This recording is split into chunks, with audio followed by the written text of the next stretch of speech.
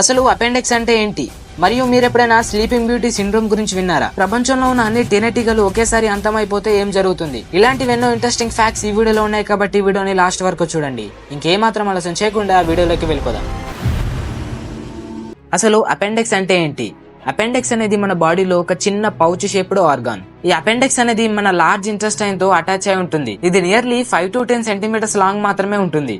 ఈ అపెండిక్స్ వల్ల మన బాడీ ఇమ్యూనో సిస్టమ్ కి సపోర్ట్ దొరుకుతుంది మరియు మైక్రోబయోమ్ రిజర్వాయర్ లాగా కూడా పనిచేస్తుంది. అంటే మన బాడీకి బెనిఫిట్ అయిన బ్యాక్టీరియాని స్టోర్ చేసుకుంటుంది అండ్ మన బాడీలోని సర్టెన్ న్యూట్రియంట్స్ ని బ్రేక్ డౌన్ చేయడానికి కూడా ఇది ఉపయోగపడుతుంది. అండ్ అపెండిక్స్ అనేది ఏన్షియంట్ టైమ్ లో ఉన్న పీపుల్ కి చాలా ఉపయోగపడేది. అంటే మన తాతల కాలంలో చాలా మంది ప్లాంట్స్ ని ఎక్కువగా తినేవారు కాబట్టి ప్లాంట్స్ లో నుంచి వచ్చిన సెల్యులోస్ ఫైబర్ ని డైజెస్ట్ చేయడానికి ఎక్కువగా ఉపయోగపడేది. కానీ ప్రాబ్లం ఏంటంటే ఎప్పుడైతే ఈ అపెండిక్స్ ఇన్ఫెక్ట్ అవుతుందో అప్పుడు చాలా పెయిన్ వస్తుంది. తర్వాత సర్జరీ చేసి దీన్ని రిమూవ్ చేయొచ్చు. మరియు దీన్ని రిమూవ్ చేయడం వల్ల కూడా మన డైజెషన్ కి ఎటువంటి ప్రాబ్లం ఉండదు. అండ్ ఈ అపెండిక్స్ అనేది మన ప్రపంచంలో ప్రతి ఒక్కరికి ఉంటుంది. ఏరోప్లేన్ చాలా టన్నుల బరువు ఉంటుంది. అందుకే అది ల్యాండ్ అయినప్పుడు టైర్స్ పై చాలా అంటే చాలా ప్రెషర్ పడుతుంది. మరి మీరెప్పుడైనా ఇది ఆలోచించారా? ఆ టైర్స్ పై అంత ప్రెషర్ పడ్డా అవి ఎందుకు బ్లాస్ట్ కావని?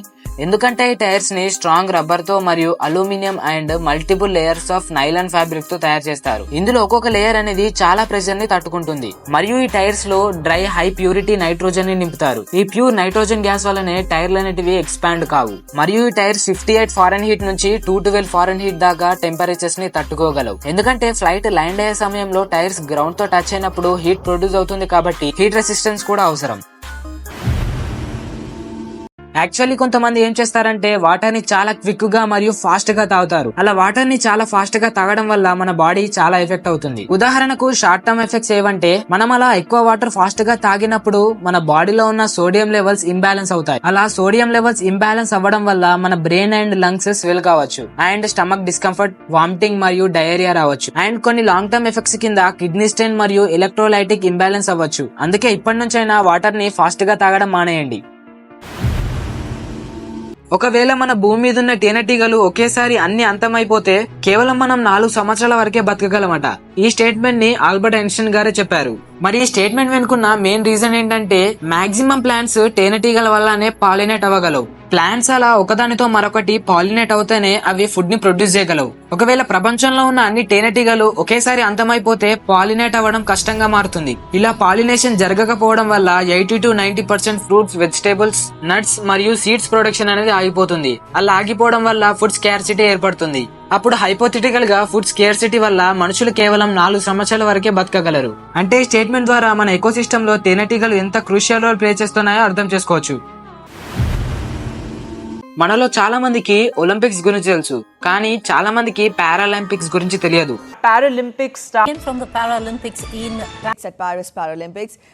పారాలింపిక్స్ అంటే ఏంటి? అయితే ఈ పారాలింపిక్స్ లో కేవలం ఫిజికల్ డిజబిలిటీ పర్సన్స్ మాత్రమే పాల్గొనవచ్చు.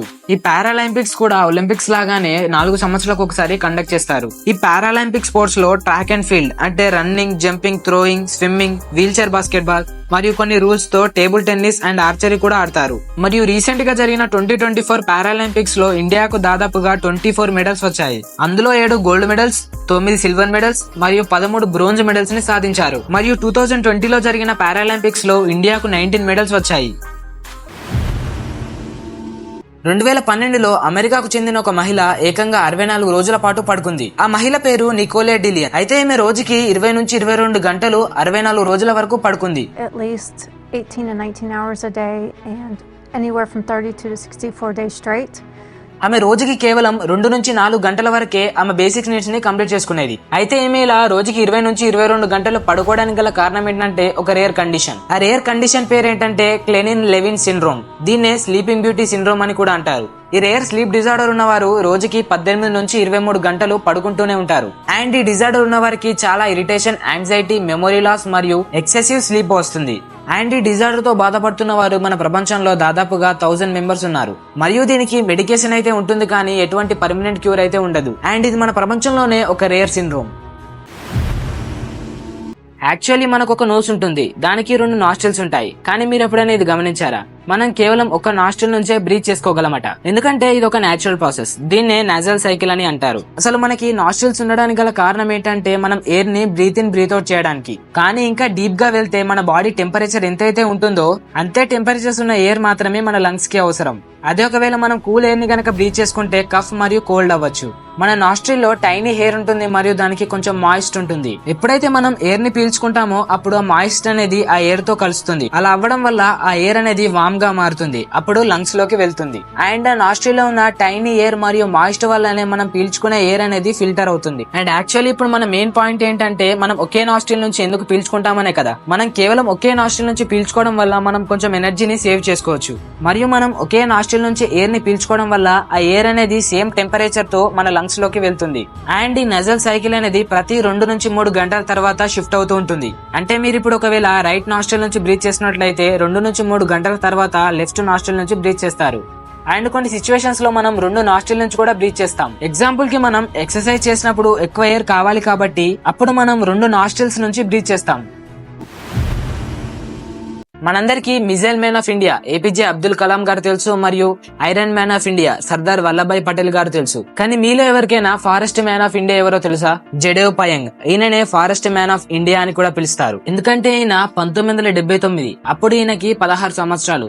అప్పటి నుంచి ఇప్పటి వరకు చెట్లని నాటుతూనే ఉన్నాడు. మరియు ఈయనకి ఎడ్యుకేషన్ మీద ఎటువంటి గ్రిప్ లేకపోయినా 16 సంవత్సరాల నుంచి చెట్లని నాటుతూనే ఉన్నాడు. అలా ఆయన అప్పటి నుంచి ఇప్పటి వరకు చెట్లని నాటుతూ ఒక పెద్ద ఫారెస్ట్ ని నిర్మించాడు. న్యూయార్క్ లో ఉన్న సెంట్రల్ పార్క్ కంటే చాలా పెద్ద ఫారెస్ట్ ని నిర్మించాడు.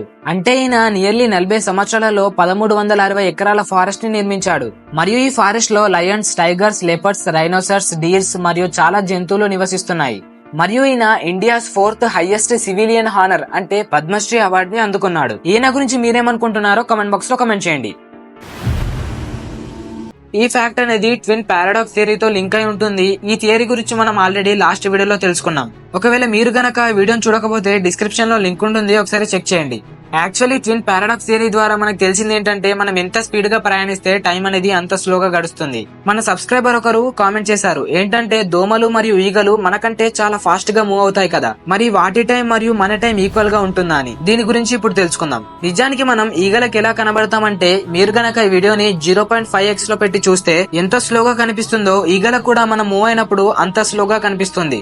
నిజానికి వాటి స్పీడ్ ఎంత ఉంటుందంటే కేవలం 1 సెకండ్ కే అవి 1 to 2 మీటర్స్ ట్రావెల్ చేయగలవు. ఇప్పుడు టైం విషయానికి వస్తే మనం 1 మినిట్ ని ఎక్స్పీరియన్స్ చేస్తే ఈగలు 30 మినిట్స్ ని ఎక్స్పీరియన్స్ చేయగలవు. అంటే మన 1 మినిట్ టైం అనేది ఈగలకు అప్రాక్సిమేట్లీ 30 మినిట్స్ టైం అనమాట. మరి మీకు ఇప్పుడు ఒక డౌట్ రావచ్చు ఏంటంటే మన 1 మినిట్ ఈక్వల్ టు ఈగల యొక్క అప్రాక్సిమేట్లీ 30 మినిట్స్ కదా, అంటే వాటికి కూడా 1 డే అంటే 24 అవర్స్ అయినా అని. యాక్చువల్ గా దోమలు అప్రాక్సిమేట్లీ 15 to 30 డేస్ బతకగలవు. యావరేజ్ గా మనం 15 డేస్ తీసుకుందాం. 15 డేస్ అంటే రోజుకి 24 hours. 15 into 24 equal to 360 hours. అంటే మన పాయింట్ ఆఫ్ వ్యూ లో ఈగలు యావరేజ్ గా 360 అవర్స్ బతుకుతాయి.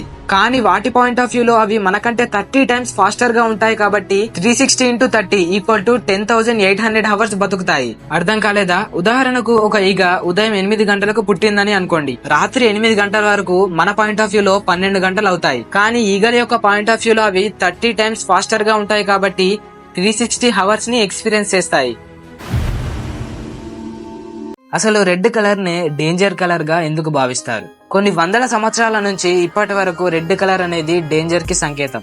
మరి ఈ రెడ్ కలర్ ని ట్రాఫిక్ లైట్స్ లో, డేంజర్ జోన్స్ లో, వార్నింగ్ సైన్స్ లో ఎందుకు వాడతారంటే ఈ రెడ్ కలర్ కి చాలా ఎక్కువ వేవ్ లెంత్ ఉంటుంది. అందువల్ల మనం ఈ కలర్ ని చూసినప్పుడు మనం అటెన్షన్ అవుతాం. అండ్ ఈ రెడ్ కలర్ అనేది ఎటువంటి బ్యాక్గ్రౌండ్ లోనూ స్పష్టంగా ఏర్పడుతుంది. మరియు రెడ్ కలర్ ని చూసినప్పుడు మన బాడీలో అడ్రినలిన్ హార్మోన్ రిలీజ్ అవుతుంది. అండ్ హార్ట్ బీట్ కూడా ఇంక్రీజ్ అయ్యి బ్రెయిన్ మన అలర్ట్నెస్ ని ఇంక్రీజ్ చేస్తుంది. మీరు ఈ వీడియో ఇక్కడ వరకు చూసారు కాబట్టి ఈ వీడియో మీకు నచ్చే ఉంటుంది. కాబట్టి ఈ వీడియోని లైక్ చేసి మన ఛానల్ కి సబ్స్క్రైబ్ అవ్వండి. మరియు మీకు తెలుసుకోవాల్సిన విషయాలను కమెంట్ బాక్స్ లో కమెంట్ చేయండి.